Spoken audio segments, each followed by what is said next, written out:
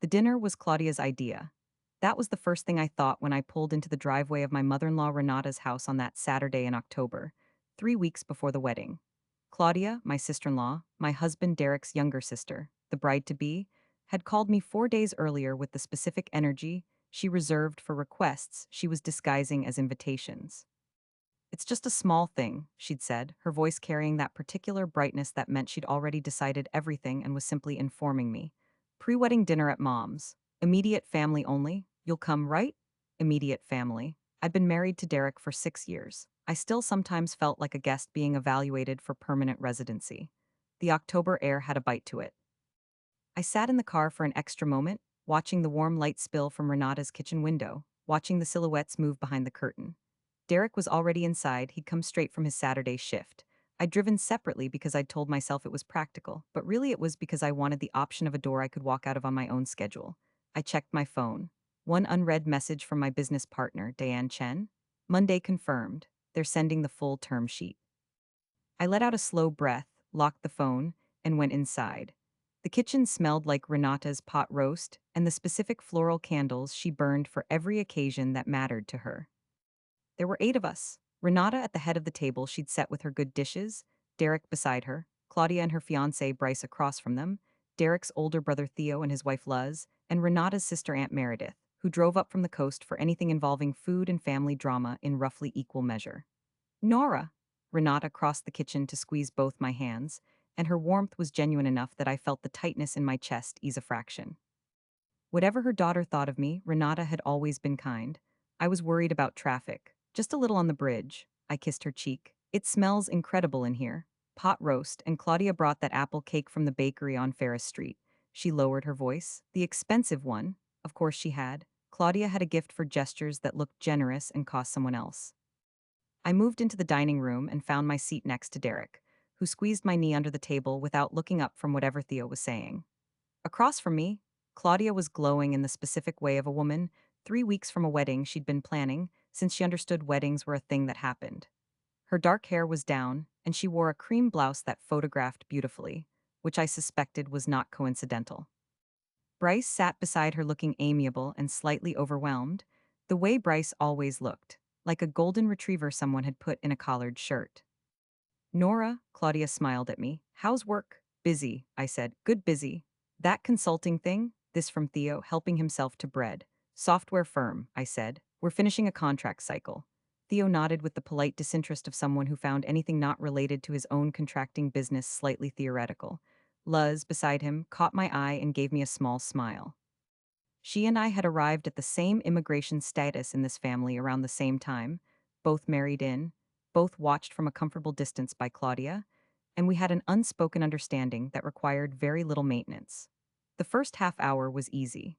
Renata's pot roast was exactly as good as it always was.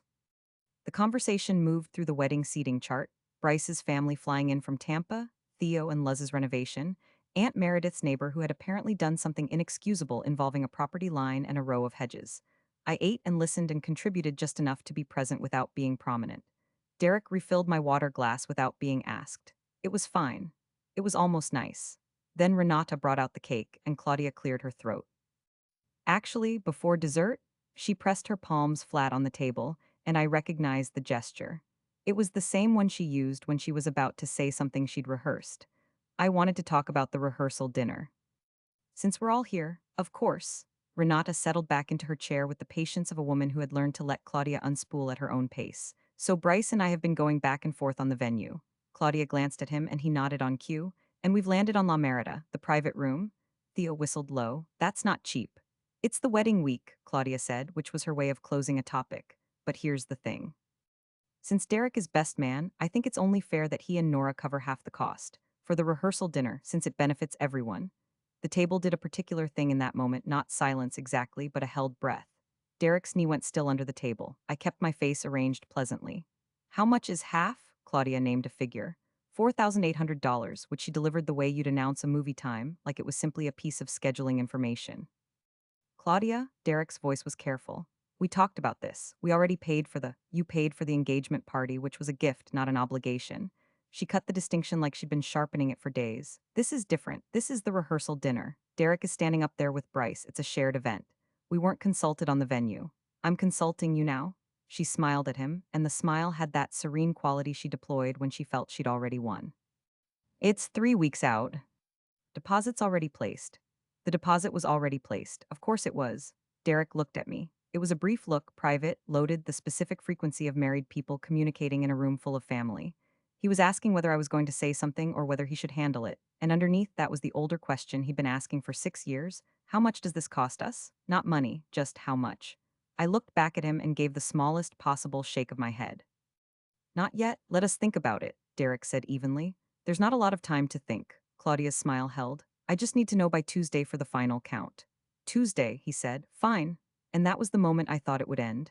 That was where I expected the evening to deflect into cake and coffee, and a conversation I'd be having with Derek on the drive home about how we handled it, what we said, what we offered, what we held. Instead, Claudia looked at me. And Nora, the warmth in her voice shifted by a register, something cooler underneath. I wanted to ask you about the family photos for the album. I looked up from my plate. What about them?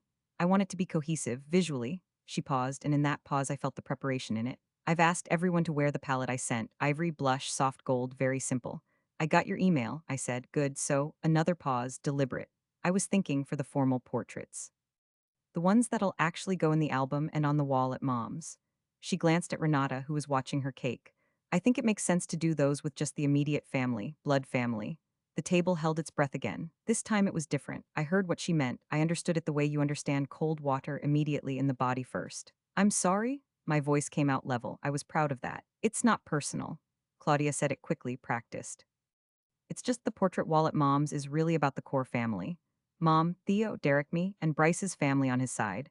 The spouses can be in the casual shots, the reception photos, obviously. I just think the formal portraits should be, she's his wife. Luz's voice was quiet. She wasn't looking at Claudia, she was looking at her plate, but she said it again, the same 4 words like she was placing them down as evidence. She's his wife. Luz, it's not. I've been in your family photos for 9 years. Luz looked up now. Am I not in the formal portrait?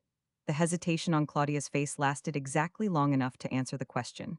Theo put his fork down, not aggressively, just down. Bryce said, babe, very softly, which Claudia ignored. It's the album, Claudia said, and her composure was cracking at the edges, the rehearsed version of this conversation colliding with the reality that 2 people were staring at her and not conceding. It's one set of photos. Everyone is at the wedding. Everyone is in 100 photos. This is just what it is, I said, is that you're telling me I don't belong in the family portrait. The room held. Claudia met my eyes. And for just a moment, the bright wedding planning surface of her dropped away, and I saw what was underneath. Not malice, exactly. Something older and smaller. Woman who had spent 31 years being the center of this family, who had watched her brother marry someone she hadn't chosen, and who had found 1,000 ways to trim me from the picture, sometimes literally.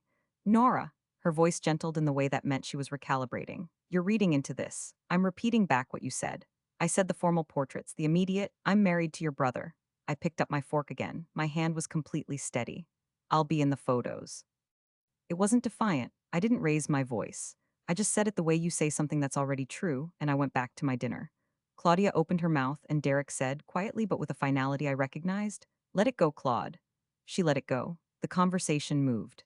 Aunt Meredith made a comment about the apple cake, and Renata got up to slice it, and Bryce very pointedly started talking to Theo about the Tampa Buccaneers. The surface of the dinner repaired itself the way family surfaces do, out of sheer collective necessity. But I wasn't at the surface anymore. I was 3 levels down, running numbers. Not money, I'd already made my peace with the rehearsal dinner, already knew what Derek and I would decide. I was running a different kind of math. The accumulated kind. The kind that tells you when an account has been overdrawn past the point of the gesture that could fix it. 6 years of dinners where I was invited and made to feel provisional. 6 years of being edited from narratives, trimmed from center frames, handed the smallest possible portion of belonging, and asked to be grateful for it. The engagement party where Claudia had given the toast and never said my name. The Christmas where she'd given everyone personalized ornaments, and mine said Derek's wife. The birthday dinner where she'd addressed the invitation to Derek Scott and guest. I had told myself, every time, that it was manageable. That the cost of keeping peace was lower than the cost of the alternative. Sitting there with my fork in my hand, watching Renata slice the expensive cake that Claudia had brought as a gesture and Derek pass pieces around and Luz very carefully not looking at me, I did the final calculation. The cost of keeping peace had just exceeded what I was able to pay. I reached into my bag for my phone. I kept my movements small and ordinary. I opened a text thread and typed 4 words to Diane. Move up the timeline. Her reply took 11 seconds. How far up? I looked at Claudia across the table, laughing at something Bryce had said, resettled back into the warmth and confidence of being the person this gathering was arranged around, the person whose preferences set the terms for everyone else. I typed back all of it. I want it done before the wedding. Diane sent a single word, done. I put the phone in my bag, accepted a slice of cake from Derek, and said, "This is wonderful, Renata," and meant it.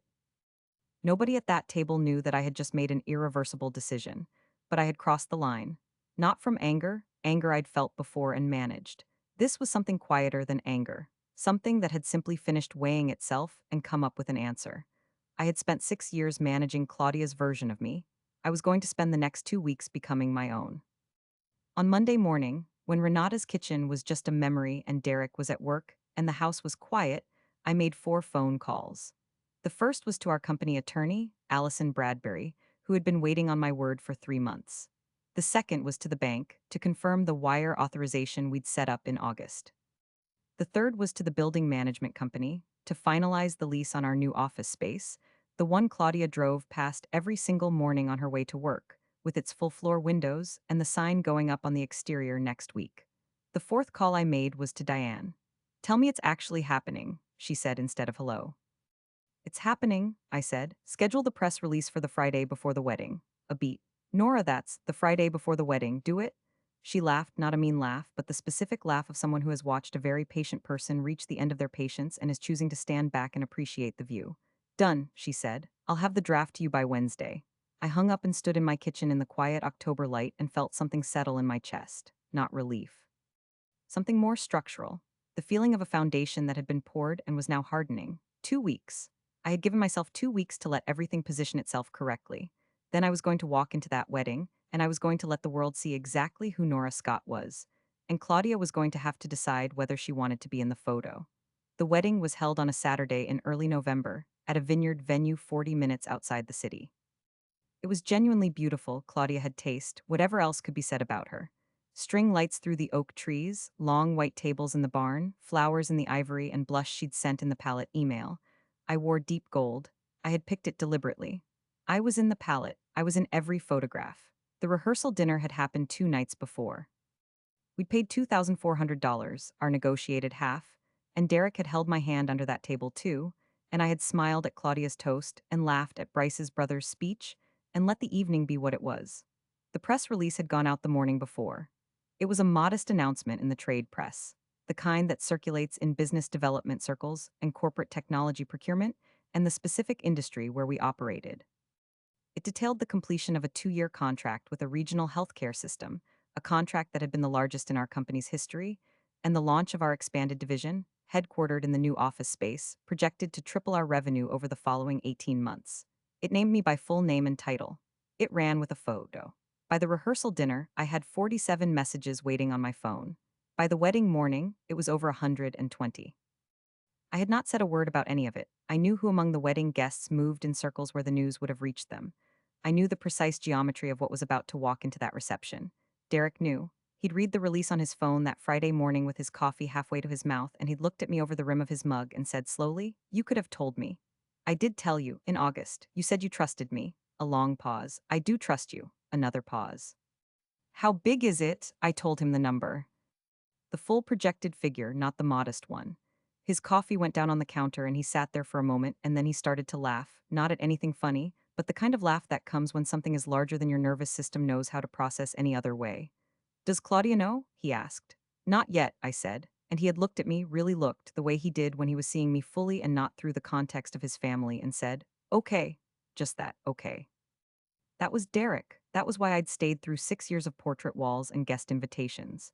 Because underneath everything, Derek saw me. The ceremony was at 4. I sat in the third row with Luz, who squeezed my hand once when the music started, and I watched Claudia come down the aisle in a dress that was genuinely stunning and thought, she can be both things.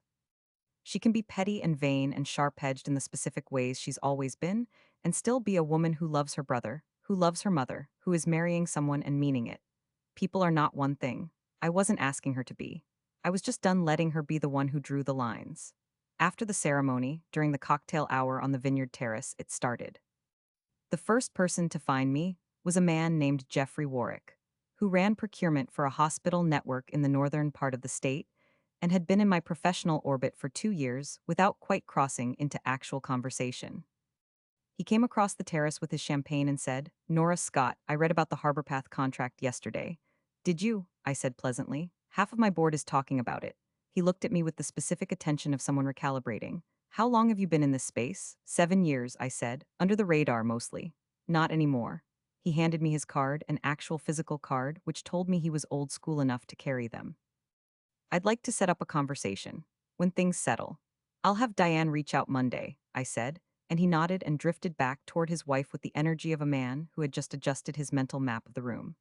The second was a woman named Simone, who had been Claudia's college roommate and was now a senior director at a tech company that operated 3 floors above our old office and had never once acknowledged my existence at any of the 7 events where we'd been in the same room.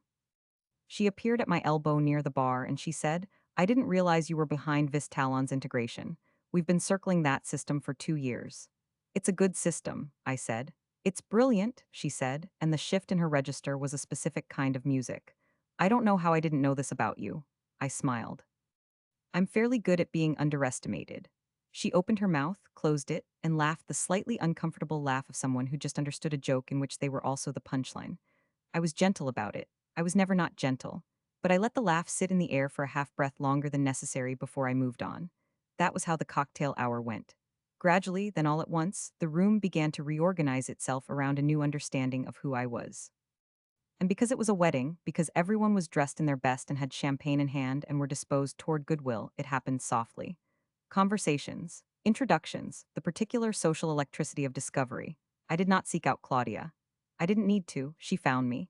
It was after dinner had been served, after the first dances, during the loose golden hour when the DJ had started and tables were breaking apart into clusters. I was standing with Luz and Aunt Meredith near the edge of the dance floor, and I saw Claudia cutting through the crowd toward me in her wedding dress, and I saw her face. Something had been told to her. I didn't know who had told her or how many iterations it had passed through, but I could see it in the set of her jaw, the specific expression of a person receiving information that rearranges a story they thought they understood. She stopped in front of me. Aunt Meredith found a reason to step away. Luz stayed. "Nora," Claudia's voice was careful, the brightness dialed down. "I heard about your company." "Oh," I said. "Jeffrey Warwick was talking to Bryce's father." A pause. "He was very complimentary. Jeffrey's kind." I took a small sip of my champagne, another pause. Claudia was doing something with her composure that cost her visible effort. "I didn't know things had gotten so big, you never said." "You never asked," I said. And then, because I had decided to be honest, not cutting, "You asked me how work was, and when I said busy, you moved on." She heard it. I saw it register, not as an accusation she could deflect, but as a thing that had simply happened and that she had no good counter for. "The rehearsal dinner," she said, and her voice had dropped. "The things I said about the photos, it's done," I said. "I was in the photos." "I know." She looked at me and the look was more complicated than I'd expected from her. There was embarrassment in it, which I'd anticipated. But there was also something rower, a woman realizing that the version of her sister-in-law she'd been carrying in her head was built on a fantasy of inadequacy that had never been real. "I've been, Claudia?" I kept my voice even, not cold, not warm, even. "It's your wedding day, let's let today be today." She held my gaze for a long moment. Then she gave the smallest possible nod, not an apology, but something adjacent to one, something that at least occupied the right territory. Then she went back to her husband and her guests and her beautiful stringlit barn. Luz appeared at my elbow. "You okay?" "Better than," I said. She touched my arm once briefly, and we watched the dancing. The following Monday, I was in the new office when Allison Bradbury sent over the final document package. Our company, 7 years old, built from a single freelance contract and a second mortgage on a house we no longer owned, was now valued at $8,400,000, a figure that had been independently confirmed by 2 separate assessors and was on its way to being very publicly known. We had accepted a minority investment from a firm whose name I'd spent years reading at the tops of press releases that had nothing to do with me. We had signed a lease on 1,400 square feet with floor-to-ceiling windows. We had 3 new contracts in the pipeline that Jeffrey Warwick and 2 of his colleagues had put there in the 72 hours since the wedding. I signed the last of the papers at 2:17 in the afternoon. Deanne was across the desk watching me, and when I set the pen down, she said, "So, how does it feel?" I thought about Renata's kitchen. the cake. The email I'd sent Claudia's costume coordinator when she excluded me from the formal portraits and ended up putting me back in them anyway when Derek said a quiet word. I thought about the pale green paper of the first contract I'd ever signed alone, at 29, in an apartment with no dining table, using the kitchen counter. It feels like something that was always true, I said. That just got loud enough for other people to hear. Diane smiled. Good enough.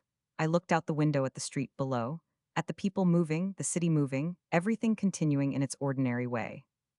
Somewhere across town, Claudia and Bryce were back from a 4-day mini-moon in Carmel and were unwrapping wedding gifts and writing thank you cards. I had already written mine. I had wished her well in it and meant it, less than I'd meant it 5 years ago, but more than she might have expected. Some things end. Some things just change shape. The weeks after the wedding were quieter than I'd expected them to be. Renata called me on a Tuesday in late November to say she was proud of me, which she'd apparently read about in a newsletter her friend forwarded. She said it simply and without theater, and I told her it meant something, and that was entirely true. Theo sent a text that said heard about the company. Well done, which was Theo speak for the warmest possible human response. Derek took me to dinner at a restaurant with an actual waiting list, and we sat there for 3 hours and talked about what we were building next. Claudia sent me a text 2 weeks after the wedding. It said, I owe you a conversation, when you're ready. I read it, put my phone down, and made a note to think about whether I wanted to have that conversation, and when. That was not cruelty. That was just accounting. She had run up a tab over 6 years that a single text message could acknowledge but not pay. Whether I chose to let her work it down over time was a decision I reserved the right to make at whatever pace suited me, which was something she was going to have to live with. It was not the same thing as hatred. It was just the quiet withdrawal of automatic forgiveness, the kind that had cost me so much to keep extending that I'd never really calculated what it was worth until I stopped. Derek understood. He'd said once around that time, "You don't have to fix it on any timeline but yours." And I'd said, "I know," and that had been the whole conversation, and it was enough. The new year came.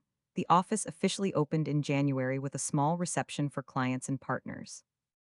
I stood in those floor-to-ceiling windowed rooms with a glass of sparkling water, watching people move through the space I had built. And my hands were steady, and the lights were warm, and outside the city moved in its ordinary, indifferent, wonderful way. My daughter, Maya, who had just turned 7 and had my husband's stubborn cowlick and my habit of watching rooms before she entered them, had drawn a picture of the office building on a piece of construction paper and taped it to the refrigerator with the word Mama's written across the top in the blocky, confident letters of a child who has just mastered the mechanics of spelling and is not afraid to use them. I left it there. I still look at it most mornings. As for Claudia, she reached out again in February, and this time I answered. We had coffee. It was awkward and occasionally honest and not yet warm, but it was a beginning of something different, or at least the end of what it had been. We haven't been back to Renata's together since, not yet. But Renata comes to us sometimes on Sundays, and we make dinner, and she and Maya do puzzles at the kitchen table, and the house feels like what it actually is. Mine. The formal portrait from the wedding arrived in January. The photo company mailed us a print as part of the package, the full family portrait, all of us in the vineyard light, gold and ivory and blush. I'm in it, right next to Derek, right in the center frame. I look at it sometimes. I think it only took her the threat of losing something to finally make room, which is more than some people ever manage. So here's what I'll leave you with. I didn't destroy my sister-in-law. I didn't set out to. I set out to stop letting her define the size of my seat at the table, and what she did with that information was ultimately her choice. Some people, when they realize they've been underestimating you, become curious. Some become afraid. Some do a little of both.